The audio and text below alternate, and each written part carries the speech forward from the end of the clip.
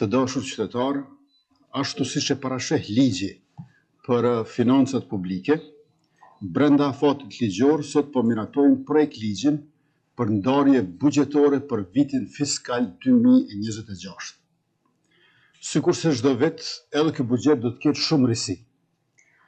Së pari, kam kënaqësinë t'ju njoftoj që është buxhet në vlerë prej 4 miliard euro, ku 1/4 apo rreth 1 miliard euro janë buxhetuar për investime kapitale. Njërisi me këtë buxhet do t'jetë dhënia e pagës së 13 për të gjithë punonjësit e sektorit publik. Pra, kushdo që punon së paku 12 muaj në sektorin publik, me qeverinë tonë në fund të vitit do të mund ta përfitoj edhe pagën e 13. Gjithashtu është i përfshirë edhe zbatimi i rritjes së pagës bazë me 0.5% për çdo vit përvojë pune, për dallim prej asaj që kemi pasur më herët, ku për 15 vitet e para zbatohej rritja vetëm 0.25% për çdo vit përvojë pune. Kjo përkthehet në rritje shtesë për pagën e secilit që punon në sektorin publik varësisht nga vitet e përvojës punës.